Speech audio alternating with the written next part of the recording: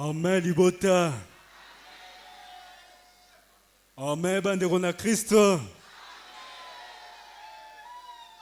S'apprêter na Bible na yo, papier, stylo, ou noter correctement référence à l'ité à namukwalelo. Toli e na mukanda na Yohan mukapuna motoba nzela botangi atukumi bale na sambo. Évangile de Jésus-Christ de Nazareth selon Jean chapitre 6 le verset 27. Ce qui tomoni totangi longo na kombo na Jésus-Christ de Nazareth. Bosalaka te po na bilei bikobeba kasi po na bilei yango bikoumela kino bomoi na seko oyo mwana na moto akopesaka bino po ete tata Nzambe asili kotiela ye elembo. Amen. Tozongeli po na boyoki malamu. Jean chapitre 6, le verset 27. Totangi yango na kombo na Jésus-Christ de Nazareth. Bosalaka te po na bilei bikobeba, kasi po na bilei yango bikoumela kino bomoi na seko, oyo mwana na moto akopesaka bino. Po ete tata Nzambe asili kotiela ye elembo. Amen. En français. Amen, peuple de Dieu. Amen, famille de Christ. La prédication de ce dimanche 25 décembre 2022 est tirée au 5e sceau, soit dans l'évangile de Jésus-Christ de Nazareth, selon Jean, au chapitre 6, le verset 27. Nous lisons au nom de Jésus-Christ de Nazareth. Travaillez non pour la nourriture qui périt, mais pour celle qui subsiste pour la vie éternelle, et que le Fils de l'homme vous donnera. Car c'est celui que le Père, que Dieu a marqué de son sceau.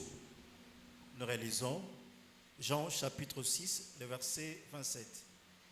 Travaillez non pour la nourriture qui périt, mais pour celle qui subsiste pour la vie éternelle, et que le Fils de l'homme vous donnera, car c'est celui que le Père, que Dieu a marqué de son sceau. Amen. Amen libota. Esengwezali. Esengweza makasi po Nzambe alingi biso makasi. Alobi a témoigné, Obi je t'aime d'un amour éternel. Na lingio na bolingo ya seko yango na rumelisi boboto na ngepa na yo. Azana biso tango nyonso a compatir na bapasi nyonso. Akoma mobikisi na bango na pasi nyonso na bango ngonde banani nde. Tu comprends bien? Yango tokumisi Nzambe pona pema na bomoi, pona présence na ye spirituelle, physique, mobimba parmi biso.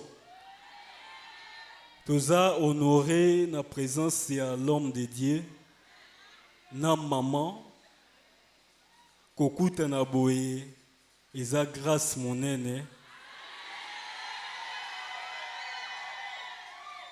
Et ça, sujet, il y a une grande joie. Et c'est moi qui et c'est moi qui na boisate. Et c'est moi qui a gourmé la seconde assez. Libota tondime liloba, tozolanda liloba, to comprendre liloba, pour mokola suka, to mon ami sonaya. Bato Nzamba tindaka ye moko aye amarka bango na so na ye. Ce qui a marqué so, c'est-à-dire eza mutu wana te eza ye moko. Pour so ya Nzambe eza signature, eza cachet officiel. Il y a roi, il y a prince, il y a autorité suprême. Ce qui Nzamba beti cachet. Cachet wana ilagisi yende mutakomi, yende mutalobi. Et en Christ aye pour le salut des âmes. Aye pona lobiko ya milimo na batu. Mazaraki mal compris. Aye esika totangi na mer ya Galilée, na Tibériade, foule nombreuse, au bamona ki ba miracle, ba bilier, ba ye na présence na ye, a sali miracle, pour nous okende mulaite, a nourrir bato. Bato ba lié mapa, ba tondi, ba sepeli. Pour ezalaki mukie a multiplier, ba moni miracle wana. A traversé na ngambu ya Capernaum, bato ba monaki miracle wana, ba liaki, ba tondaki nesengo, ba lingi ba komisa Christ roi na bango. Ye ayebi ke na ye pona kozala mokonzi, président roi te, mais na ye kozala roi ya milimo na bato.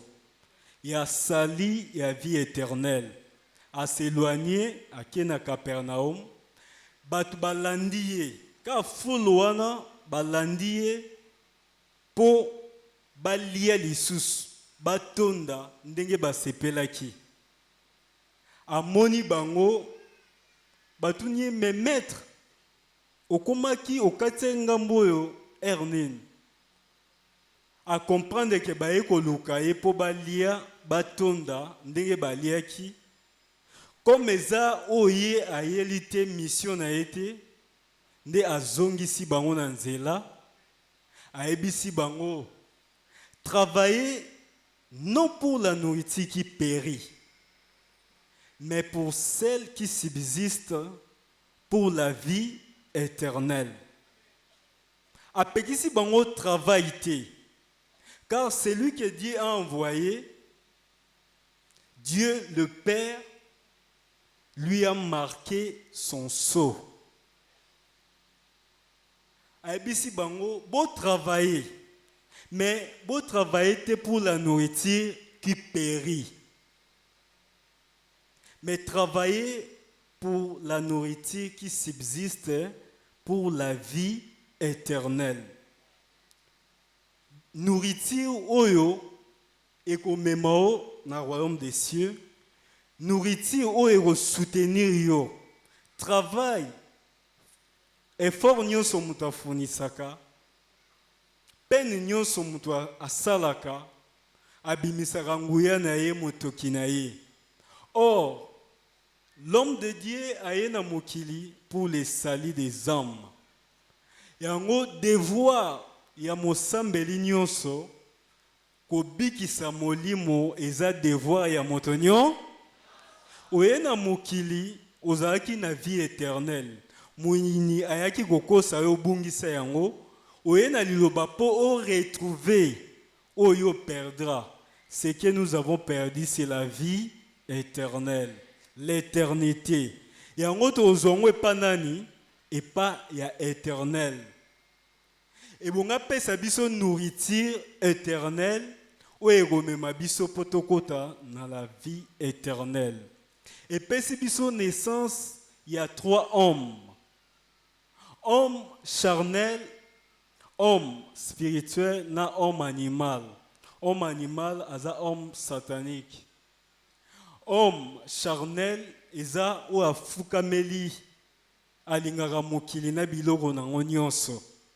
Homme spirituel, alukaka la vie éternelle, aliaka nourriture spirituelle qui est la volonté de Dieu. Amen. Amen, Gota. Et en Christ, ça a ramené. Dans l'Ecclésiaste, tout le travail de l'homme est pour sa bouche. Ou on a homme charnel. Aluka kaka a travaillé rapona alata pour allier la vie de l'homme charnel, il ne cherche que le bien du monde. Tandis que le spirituel lutte pour avoir la vie. Amen, Libota. Amen, peuple de Dieu. Deux références d'appui pour appuyer le prédicateur. La première, c'est dans Ecclésiaste chapitre 6, verset 7. La deuxième, c'est dans Jean 4, 34. Ecclésiaste chapitre 6, verset 7. Nous lisons au nom de Jésus-Christ de Nazareth. Tout le travail de l'homme est pour sa bouche, et cependant ses désirs ne sont jamais satisfaits. Nous relisons. Tout le travail de l'homme est pour sa bouche, et cependant ses désirs ne sont jamais satisfaits. Jean 4, 34.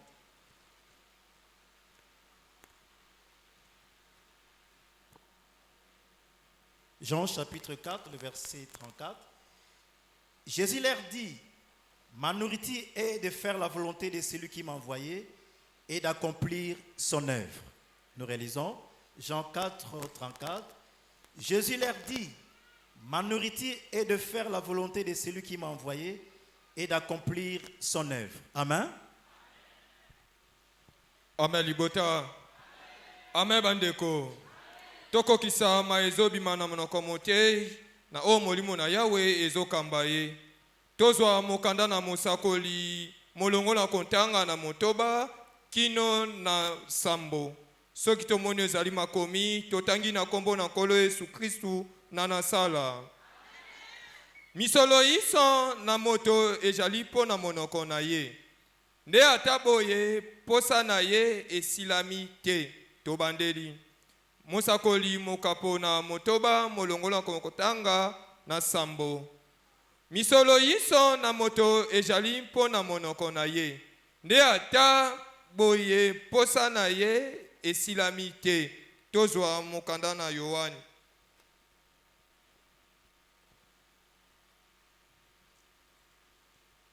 Yohani mokapo na minei molongo na kotanga na tuku misatu na minei. Soki tomoni ezali makomi totangi na kombo na nkolo Yesu Kristu na nasala. Yesu alobi na bango ete bilei na ngai ezali boye ete nasala mokano na motindi na ngai pete nasukisa mosala na ye. Tobandeli.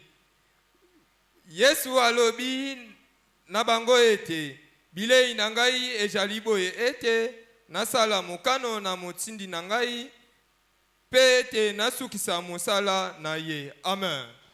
Amen, bandeko na Kristo. Katina bomoi nanga, Nzambe nanga, omi monisi mingi, na misala na yomi, nene na koka mwa, liloba na,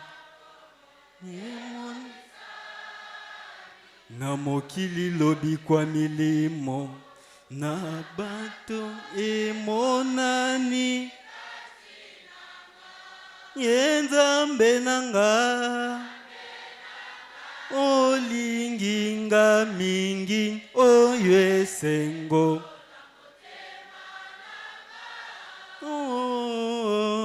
omonisi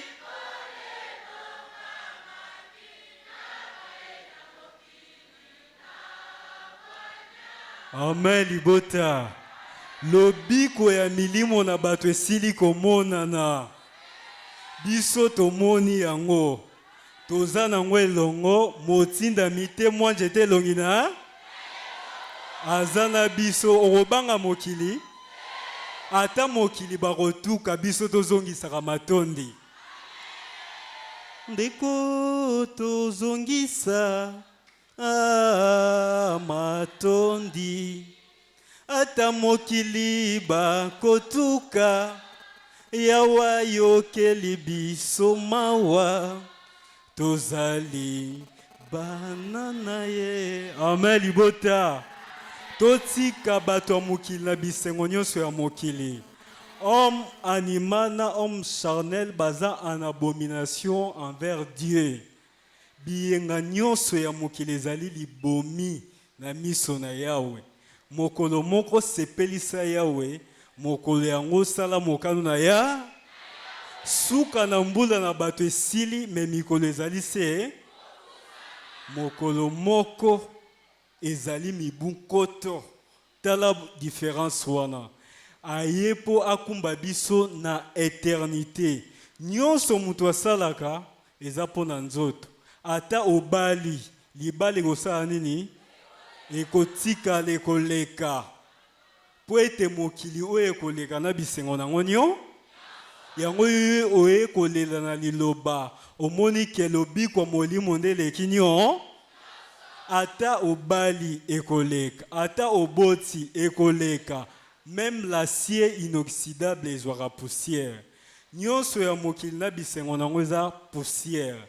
Ezali pamba. Ezali tongi bandako ebele. Ozi musala nyonso wana ekoleka. Vanité de bana liloba toza bato esengo po lobi kwa milimo na bato ekiteli biso evandi na biso etikali kaka to simba to batela to tia na misala tozongisa matondi pona lokumu na tata. Tu comprends bien?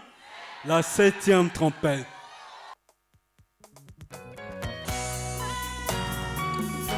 La 7e trompette. Page 109, 120e cantique. Apocalypse 11, 15, 18. Amen.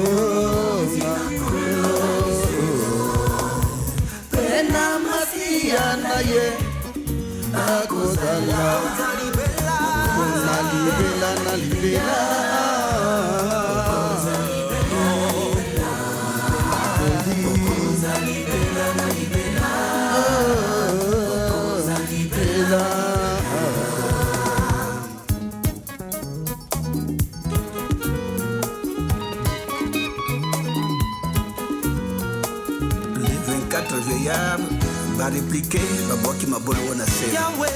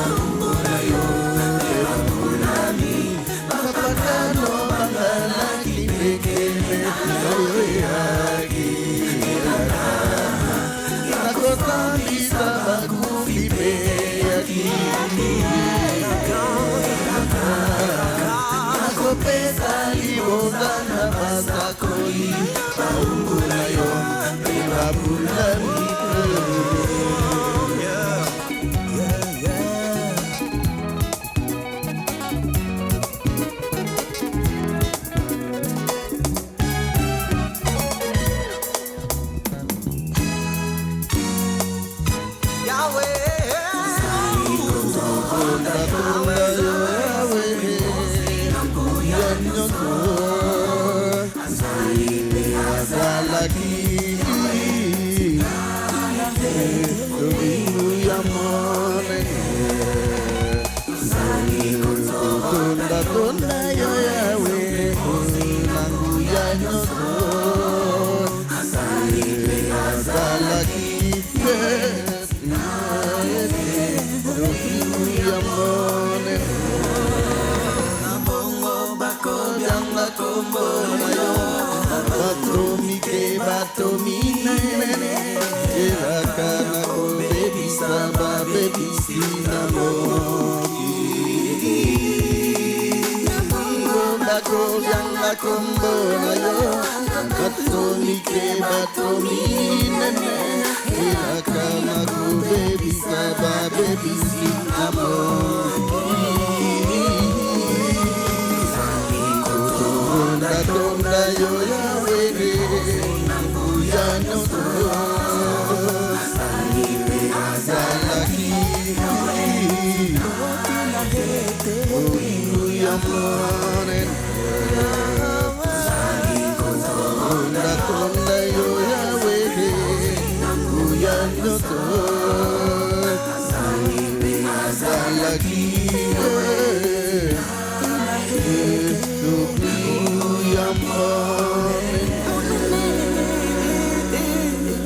La 7e trompette.